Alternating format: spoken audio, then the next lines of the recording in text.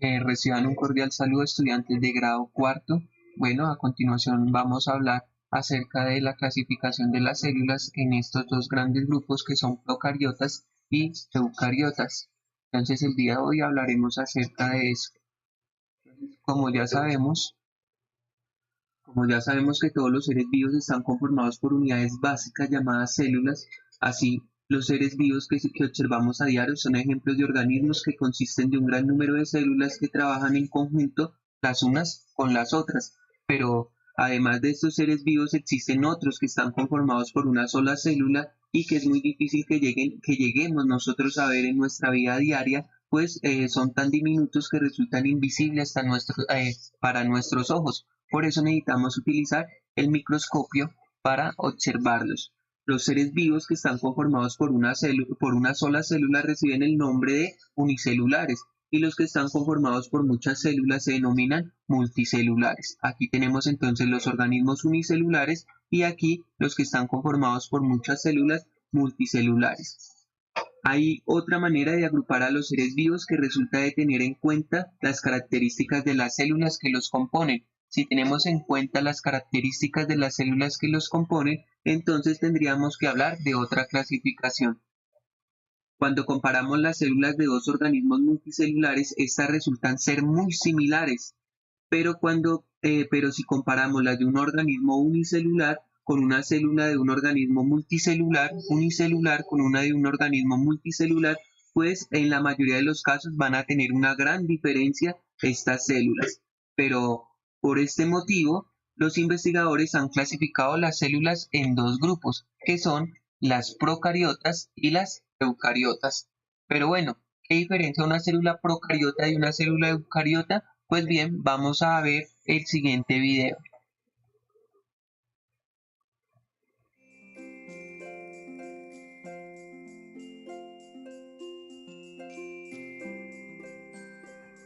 Bienvenidos a la clase virtual de biología. ¿Alguno tiene una pregunta para empezar? ¿De dónde vienen los bebés?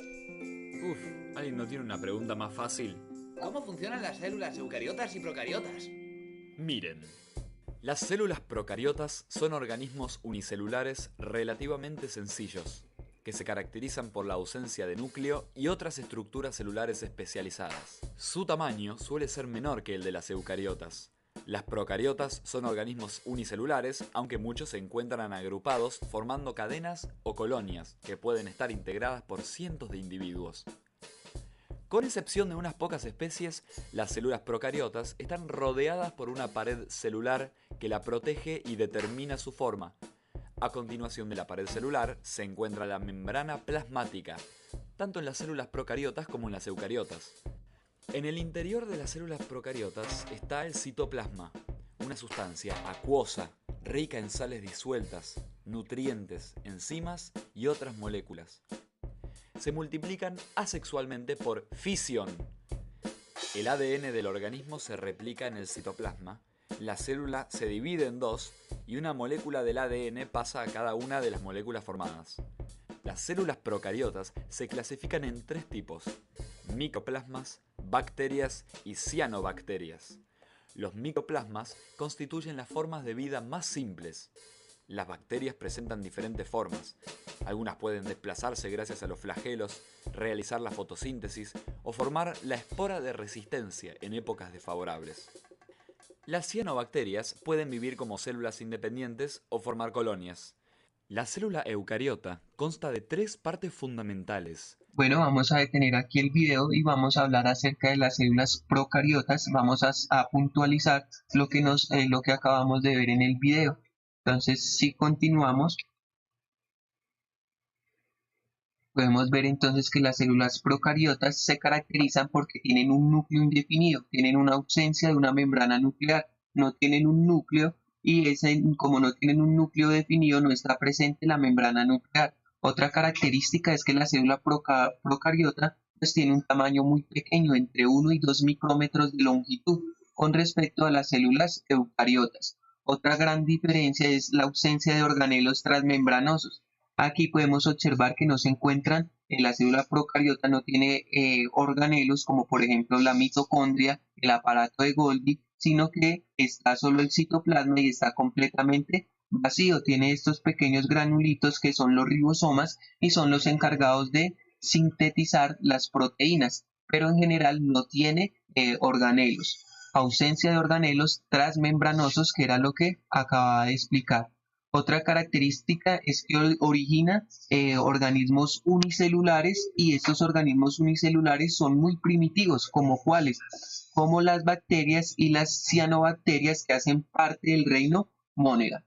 Otra característica para tener en cuenta es que el cromosoma, como podemos ver aquí, este cromosoma tiene la información de ADN y es la que se transmite de una célula a otra de generación en generación. Y este tiene un cromosoma muy circular envuelto en una estructura circular en el citoplasma. La reproducción generalmente, como veíamos en el video, era una reproducción asexual, o sea, no necesitan de otras células, sino que ellas mismas son capaces de originar otra célula y lo hacen a través de bipartición o fisión binaria. ¿Qué significa fisión, binaria? El núcleo se divide en dos para dar origen a la célula hija, como observamos en el video. Origina organismos unicelulares. Siempre la célula procariota va a originar organismos unicelulares. Y se encuentran encapsulados en una membrana. Esta membrana aquí está encapsulada en esta membrana, que está compuesta principalmente por péptidos, es decir, por proteínas, y glucanos, que los glucanos son carbohidratos, para que lo tengan muy presente. Y tienen una nutrición autótrofa y heterótrofa. ¿Qué significa autótrofa? Que son capaces de fabricar su propio alimento y que también son capaces de conseguir su alimento, tanto fabricarlo como alimentarse de otras especies de conseguirlo. Por eso son las primeras células que existieron en el universo y dieron origen a la vida. Otra característica ya final es que presentan ribosomas libres muy pequeños, que son estos pequeños gránulos que podemos observar en esta imagen. Bueno, ahora vamos a hablar acerca de la célula eucariota, y para eso entonces, aquí se me olvidaba puntualizar que las células procariotas se dividen en dos grandes grupos, que son las arqueobacterias y las eubacterias. Entonces, arqueobacterias y las arcobacterias y eubacterias. Y estas dos son muy similares, aunque tienen un metabolismo muy diferente. Podemos hablar que las eubacterias, las que podemos observar en esta parte, son aquellas que conocemos como bacterias y que han logrado establecerse en todos los ámbitos, en todos los hábitats del planeta. Por el contrario, las arqueobacterias se caracterizan principalmente porque viven en condiciones extremas de temperatura, en ambientes de agua saladas, aguas termales y en las profundidades de los océanos. Como cuando se formó el universo habían unas condiciones climáticas muy extremas, estos organismos son capaces de resistir a esas condiciones. Bueno, y ahora vamos a hablar entonces acerca de las células eucariotas. Y aquí tenemos una célula eucariota. Para eso pues me voy a devolver a nuestro video y vamos a continuar viendo el video a partir de la célula eucariota.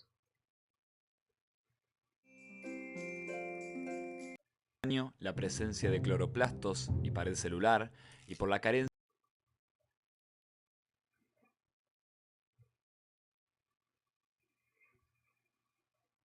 partes fundamentales: la membrana celular, el citoplasma y el núcleo, que contiene el material hereditario. Las células eucariotas se dividen en dos grupos, las animales y las vegetales.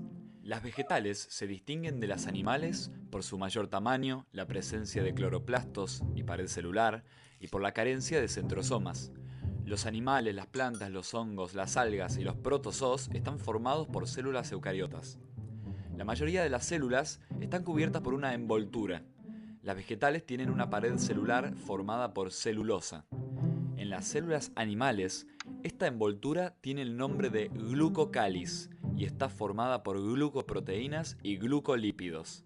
Al atravesar la cubierta protectora, aparece la membrana plasmática, una doble capa formada por lípidos y proteínas globulares.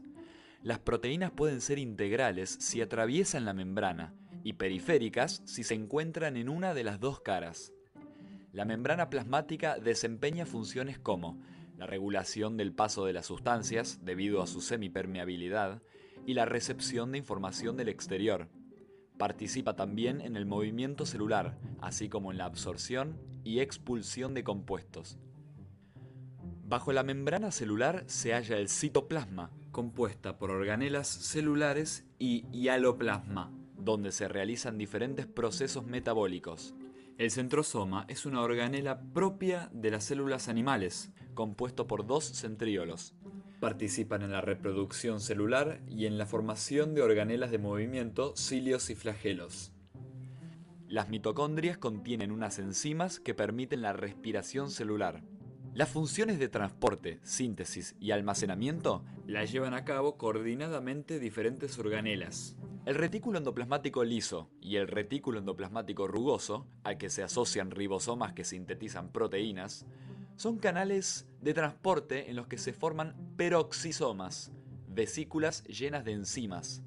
Además, transportan otras vesículas al aparato de Golgi, donde maduran hasta convertirse en lisosomas encargados de la nutrición y la defensa de la célula.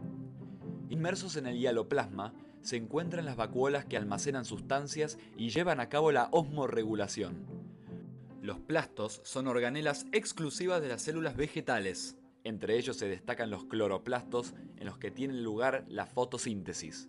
El núcleo ocupa habitualmente la parte central del citoplasma en una célula eucariota.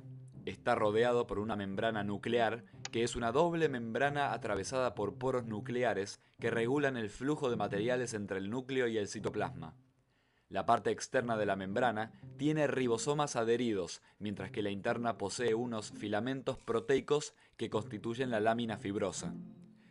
El contenido del núcleo, denominado nucleoplasma, está formado por una solución coloidal, compuesta por una gran variedad de principios inmediatos, especialmente nucleótidos y enzimas, implicados en la transcripción y replicación del ADN. Inmersos en esta solución se encuentran la cromatina y el nucleolo. La cromatina es un agregado de ADN y proteínas de pequeño tamaño denominadas histonas. Durante las etapas del ciclo celular, la cromatina presenta distintos niveles de compactación. El primer nivel consiste en la asociación de ADN con un agregado proteico de la que resultan los nucleosomas. La estructura que forman recibe el nombre de collar de perlas. Durante el segundo nivel de compactación, la fibra recibe el nombre de solenoide. La fibra sigue enrollándose sobre sí misma en sucesivos niveles hasta adoptar la forma de cromosoma, que corresponde al quinto y último nivel de compactación. El ADN es el portador del mensaje genético de cada individuo. Se encarga de transmitir de generación en generación toda una serie de características morfológicas y fisiológicas. El ácido desoxirribonucleico se halla en el núcleo de cualquier célula de los seres vivos. La estructura molecular del ADN es una doble hélice formada por dos cadenas antiparalelas de nucleótidos.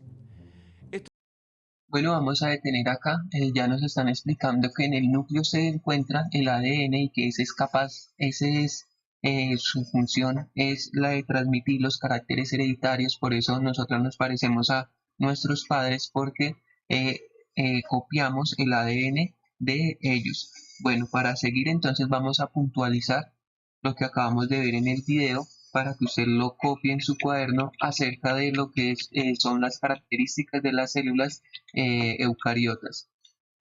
Entonces, las células eucariotas se caracterizan porque tienen la presencia de un núcleo verdadero rodeado por una membrana. Entonces, tenemos aquí el núcleo y este señor que observamos acá es la membrana nuclear. Esta célula eucariota sí tiene membrana nuclear, en cambio que la procariota no tiene membrana nuclear. Por otro lado, el tamaño oscila entre 10 y 100 micrómetros. Es mucho más grande la célula eucariota que la célula procariota, que solo tiene entre 1 y 2 micrómetros.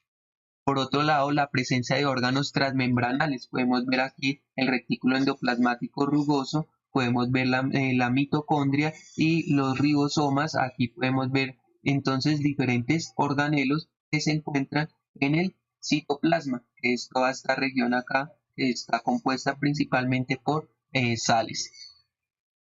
Variedad entonces de organelos. Originan los organismos del reino protisto, fungi o micota y vegetal y animal. Entonces los animales más complejos están conformados por células, los del reino animal también por células eucariotas, el reino fungi y protisto está conformado por células eucariotas.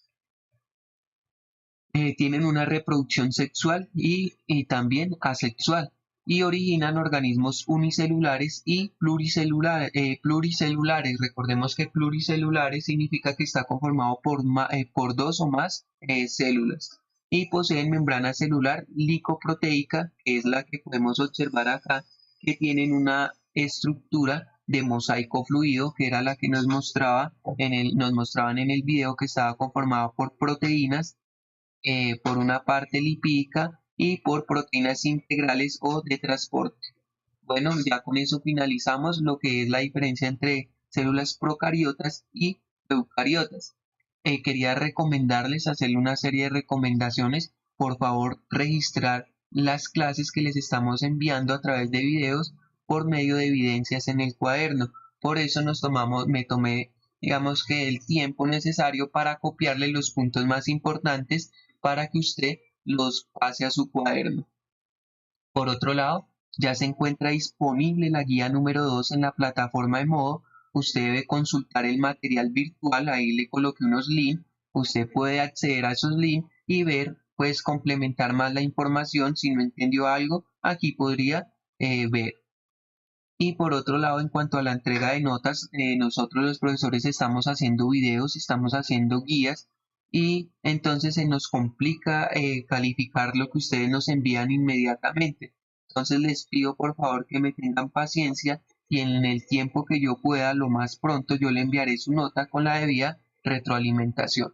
Agradezco por su atención prestada y quedo atento a cualquier inquietud. Hasta luego, estudiantes.